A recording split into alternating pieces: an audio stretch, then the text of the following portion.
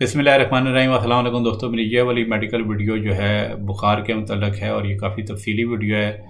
और ये वीडियो आपके लिए बहुत अहम हो सकती है क्योंकि ये ज़ाहिर है पूरी दुनिया में बुखार या जो फ़ीवर होता है वो जो है ना वो काफ़ी कॉमन है और इसकी बहुत सारी वजूहत हो सकती हैं।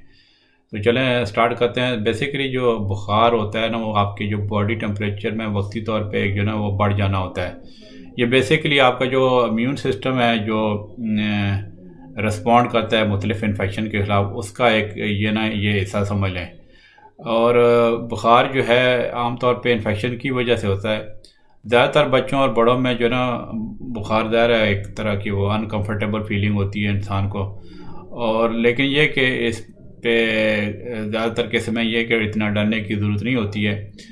लेकिन ये कि जो छोटे बच्चे होते हैं मतलब इन्फेंट्स होते हैं, वो जो है उनको अगर लो लो फीवर भी हो, मतलब ज़्यादा हाई टेम्परेचर ना भी हो, तो उसका जो है ना ये मतलब हो सकता है कि उनको कोई सीरियस इन्फेक्शन की प्रॉब्लम है।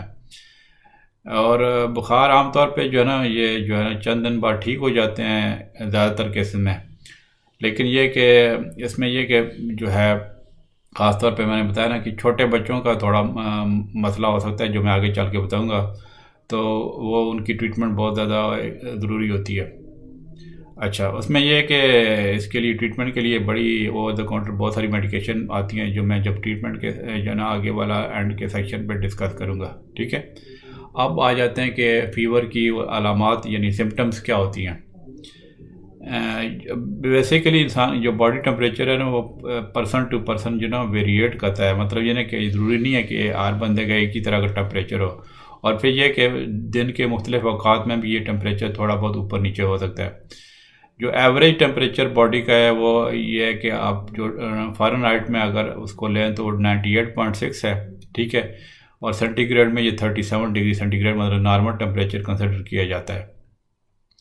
और ये जब हम फीवर चेक करते हैं पेशेंट्स का, तो जो ओरल टेम्परेचर होता है यानी माउथ में जो थर्मामीटर डालते हैं वो जो है अगर मतलब आपका 100 डिग्री फ़ारेनहाइट यानी 37.8 हो, तो वो मतलब जो है ना एक तरह का बुखार समझा जाता है। मतलब 37.8 डिग्री सेंटीग्रेड में और 100 फ़ारेनहाइट में या इससे भी हाई हो तो, ठीक है। और ये जो है ना डिपेंड करता है कि क्या फीवर की रीज़न क्या है। तो उसमें और फीवर के साइन सिम्टम भी हो सकते हैं, जैसे ये है कि अक्सर मतलब इंसान को पसीना ज़्यादा आता है जब बुखार होता है, फिर उनको ठंडी लगती है और वो जो है ना शिवरिंग होती है, ठीक है। सर दर्द हो सकता है, पट्ठों में दर्द हो सकता है, भूख की कमी हो सकती है, ठीक है।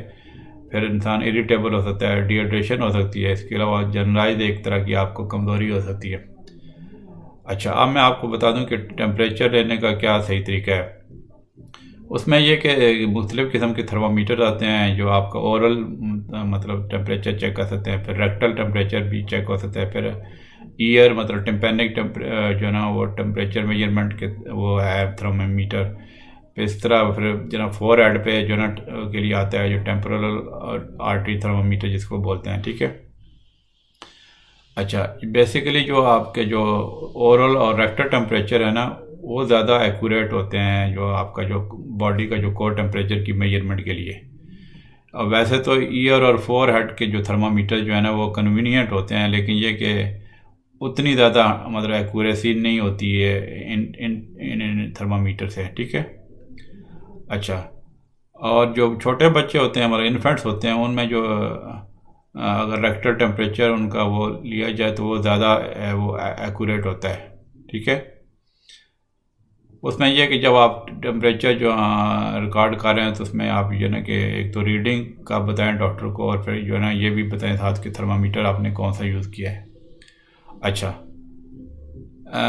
अब मैं आपको बताता हूँ कि डॉक्टर को किस वक्त आपको दिखाना चाहिए। अगर तो आपको बुखार हो जाए तो मतलब जो है ना ख़ास तौर पे थोड़े बड़े बच्चे में या बड़े उम्र के लोग में, तो उसमें उतनी फौरी तौर पे आपको वो एक तरह का वो अलार्मिंग साइन नहीं होता, ठीक है। और इतना आप घबराएं नहीं है डॉक्टर को बुलाने के लिए। लेकिन यह कि कुछ ऐसी सिचुएशन आ जाती हैं जब आपको जो ना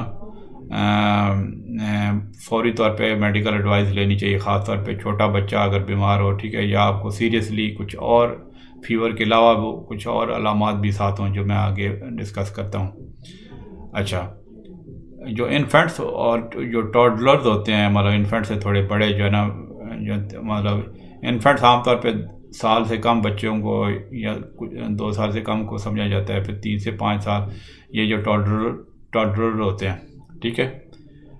उसमें यह कि 2-3 चीज़ें मैं जो बताने लगा उसका ख्याल रखें कि जो बच्चे 3 महीने से कम जिनकी एज है और उनका अगर रेक्टल टेम्परेचर जो है वो 100.4 डिग्री फ़ारेनहाइट है, यानी 38 डिग्री सेंटीग्रेड से हायर है, ठीक है, तो ये एक जो ना आप उसमें आप डॉक्टर से ज़रूर रब्ता करें। फिर जो बच्चे 3 से 6 महीने की एज के दौरान होते हैं और उनका जो रेक्टल टेम्परेचर 102 फ़ारेनहाइट है या 38.9 डिग्री सेंटीग्रेड है, या फिर इससे थोड़ा कम टेम्परेचर है लेकिन यह कि उनकी और सिम्टम है जैसे इरिटेबल वो हो रहे हैं, ऐसा लगे या अनकम्फर्टेबल हो रहे हैं, तो उस सूरत में भी डॉक्टर से आप रब्ता करें। फिर जो बच्चे 7 से 24 महीने की एज, मतलब 2 साल से कम जिनकी एज है और उनका रेक्टल टेम्परेचर 102 फ़ारेनहाइट यानी 38.9 डिग्री से ज़्यादा है, ठीक है, अगर वो एक दिन से ज़्यादा रहता है तो फिर उस सूरत में भी डॉक्टर से रब्ता करें, ठीक है। या फिर यह कि अगर फ़ीवर हो गया और उसके साथ बच्चे को और साइन सिम्टम है जैसे रनी नोज़ है, खांसी है, डायरिया है, तो वो आप डॉक्टर को जल्दी बुला सकते हैं। अच्छा, अगर तो आपका जो बच्चे हैं, ये मैं बिल्कुल छोटे बच्चों की नहीं बात कर रहा, उसमें यह कि अगर तो वो आपके से रिस्पॉन्स सही दे रहे हैं, मतलब आपके मिसाल के तौर पे आपके साथ आई कांटेक्ट सही है, ठीक है, आपके फेशियल एक्सप्रेशन से या आपके वॉइस के साथ उनका रिस्पॉन्स ठीक है और वो फ्लूइड्स जो भी ठीक ले रहा है, खेल भी रहा है, ठीक है, तो इस सूरत में आपको इतना ज़्यादा घबराने की ज़रूरत नहीं है, ठीक है। लेकिन ये कि अगर बच्चे को वो बच्चा बिल्कुल लिस्टलेस हो गया है, मतलब एक तरह बेसुध हो गया है, कंफ्यूज हो गया है, या आपसे वो नहीं नज़र मिला पा रहा, तो फिर आप फौरी डॉक्टर से रब्ता करें। या फिर यह कि बच्चा बहुत ज़्यादा इरिटेबल है, बार बार उसको उल्टी आती है और उसको बहुत ज़्यादा सर में दर्द हो रहा है, सोर थ्रोट है, ठीक है, मैदे में दर्द है, ठीक है, तो वो हमारा कोई और सिम्टम ऐसी हो जिसमें वो डिसकम्फर्टेबल हो, डिसकम्फर्ट मतलब इसको बहुत ज़्यादा हो, तो वो जो है आप ज़रूर डॉक्टर को दिखाएं। या फिर आप गलती से बच्चे को आपने गाड़ी में बिठाया और वो बहुत हॉट हो गई, हॉट टेम्परेचर में, तो फिर उसमें बच्चे को बुखार हो गया, तो फिर तो फौरी तौर पे आप डॉक्टर से रब्ता करें। या फिर यह कि ऐसी सूरत में जिसमें बुखार आपका 3 दिन से ज़्यादा है बच्चों को, ठीक है।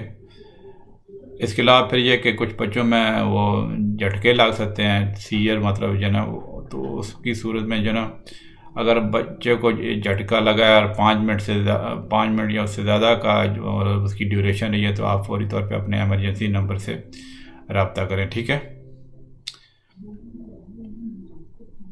फिर यह कि कोई स्पेशल सर्कमस्टांसेस हैं, जैसे मिसाल के तौर पर किसी बच्चे को इम्यून सिस्टम की प्रॉब्लम है या कोई पहले से बीमारी लगी है, तो फिर तो ज़ाहिर है आप उसका फौरी तौर पे आपको इलाज कराना चाहिए। अब मैं बड़ों की आपको थोड़ा बताता हूँ। उसमें यह कि अगर तो आपको टेम्परेचर आपका 103 डिग्री फ़ारेनहाइट या फिर 39.4 डिग्री सेंटीग्रेड से ज़्यादा है, तो फिर तो आप ज़रूर डॉक्टर से रब्ता करें।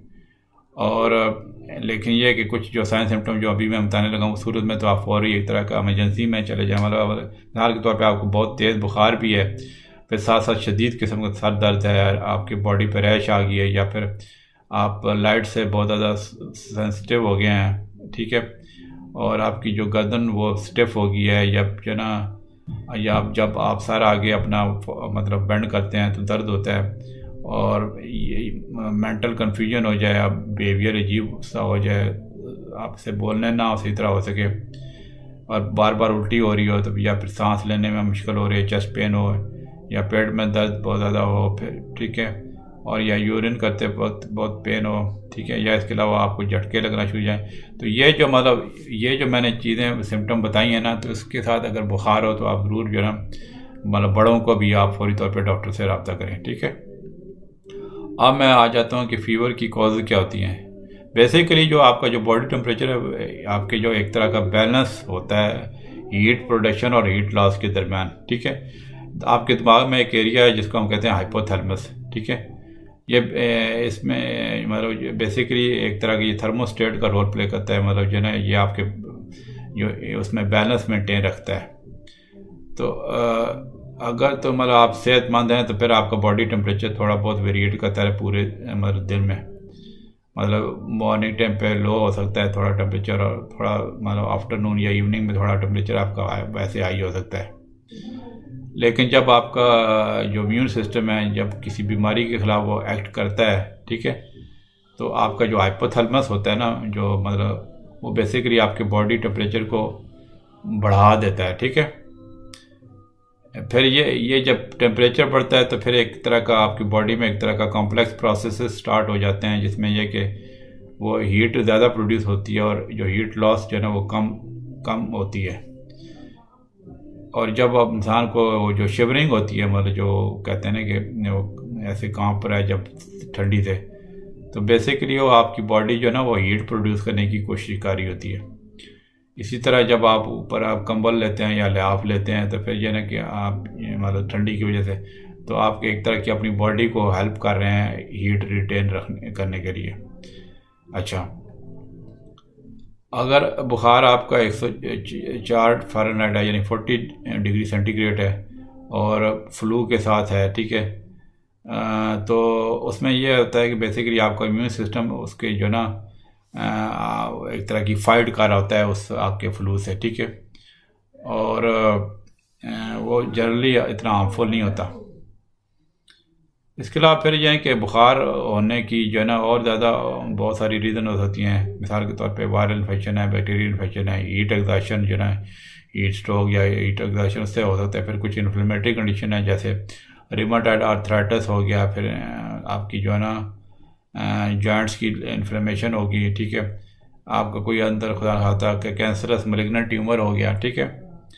फिर इसके अलावा कुछ एंटीबायोटिक या ऐसी ड्रग जो है ना जो आपको ब्लड प्रेशर के ट्रीटमेंट के लिए वो होती हैं, या मतलब जो सीजर्स की बीमारी के लिए जो ना वो ड्रग्स होती हैं यानी मिर्गी के लिए, तो उससे भी कुछ ना कुछ लोगों को टेम्परेचर हाई हो जाता है। इसके अलावा फिर जब आप इम्यूनाइजेशन कराते हैं जैसे डिप्थीरिया, टेटनस की या एसेलुलर परटसिस की, न्यूमोकोकल या कोविड वैक्सीन की, तो उससे भी आपको बुखार हो सकता है। अब मैं आ जाता हूँ कि फ़ीवर की कॉम्प्लिकेशन क्या होती हैं।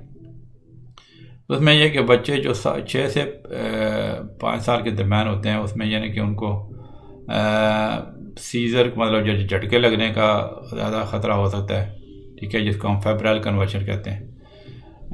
और तकरीबन ये समझ लें कि जिन बच्चों को ऐसे झटके लगते हैं फेब्राइल कन्वर्शन, तकरीबन वो हर तीसरे बच्चे को जो ना मतलब एक दफ़ा झटका आ जाए तो दूसरी बार भी झटका लगने का ख़तरा हो सकता है, आमतौर पे अगले साल मतलब 1 साल के अंदर अंदर, ठीक है। तो जब फेब्राइल कन्वर्शन होते हैं तो उसमें बच्चे का जो ना वो आपकी जो बेहोश हो सकता है, फिर उसमें ज़ाहिर है उसके झटकों की वजह से उसकी बाजू और जो टांगें वो शेकिंग उनकी हो सकती है दोनों साइड पे, फिर उनकी आइज़ रोल कर सकती हैं, और आपकी उन बच्चों की जो है ना बॉडी स्टिफ हो सकती है। तो ये थोड़ा ज़्यादा एक अलार्मिंग सिचुएशन होती है पेरेंट्स के लिए, लेकिन ये कि आमतौर पे जो फेब्राइल सीजर होते हैं ना उनका कोई ज़्यादा वो लास्टिंग इफ़ेक्ट्स नहीं होते। तो अगर तो इस तरह का झटका लग रहा है तो फिर ये कि आप बच्चे को आप बिल्कुल साइड पे या स्टमक पे लेटाएं, फ्लोर पे या ग्राउंड पे, ठीक है, और उसके करीब कोई शार्प ऑब्जेक्ट्स हैं तो वो जो है ना उससे दूर कर लें, और टाइट कपड़े पहने हैं तो उसको लूज़ करें, ठीक है, और बच्चे को थोड़ा आप उस तरह पकड़ के रखें कि आप इंजरी ना हो, ठीक है, और बच्चे के मुंह में कोई चीज़ ऐसी ना डालें कि मतलब झटके रोकने के लिए, ठीक है, मतलब कुछ लोग होते हैं ना वो कपड़े या रुमाल डाल देते हैं उसमें, ऐसा ना करें।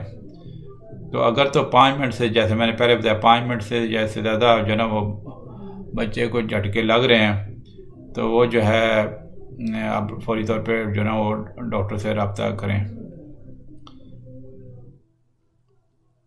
और अगर मतलब जो है ना आपके बच्चे को पहली दफ़ा ऐसा झटका हुआ है तो फिर आप जो है ना एक तरह के एमरजेंसी या अर्जेंट केयर सर्विसेज में आप ज़रूर रब्ता करें।